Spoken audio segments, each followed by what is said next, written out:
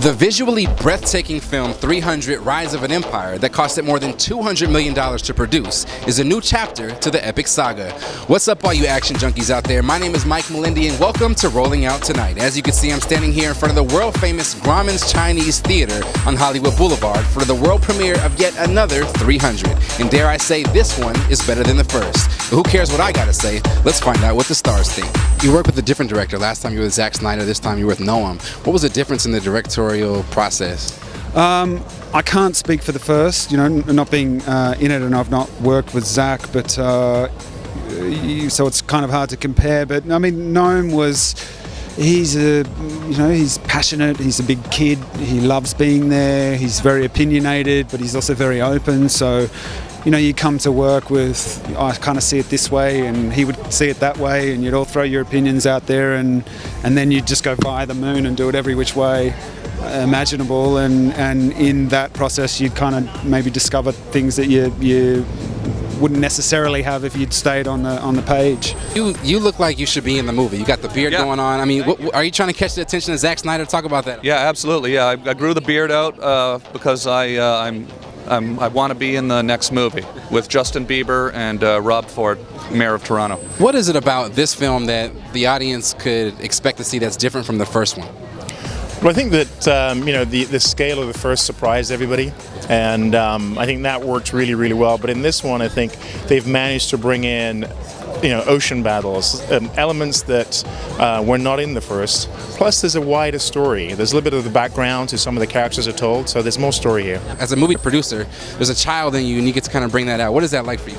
It's funny you say that. For me, it goes back to Star Wars, which I always thought was a movie that brought out the child in all of us. And I think that's the same with this. This is not about how old you are or not, because there's something in it for everyone. There's a historical perspective.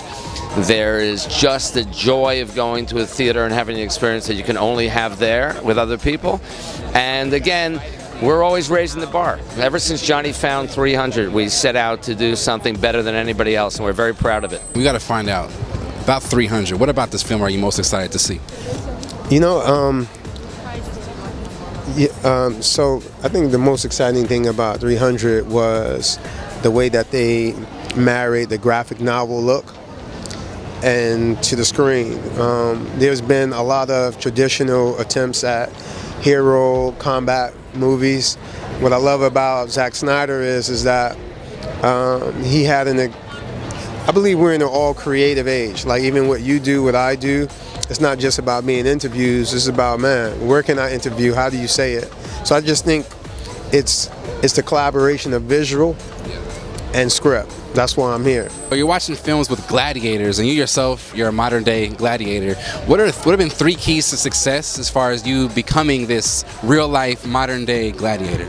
Sacrifice, discipline, and a lot of hard training. When it comes to the visual aesthetics, you yourself, you're a performer, an entertainer, a very visual one. What about being a visual entertainer do you think draws the audience in the most?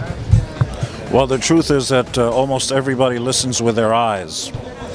I'll give you pause to think about that. We think we hear all kinds of things, but we're actually more in tune with what our eyes see. And movies used to be called talkies. Actually, it's not about the talking, it's about the moving. That's why they changed their name to moving pictures. Very well said. Flickers, because they used to flick. Then there used to be talkies, because look, they're talking. When I was a child of 4. It's not about talking, it's not about flicking, it's about moving. Moving pictures. Movies.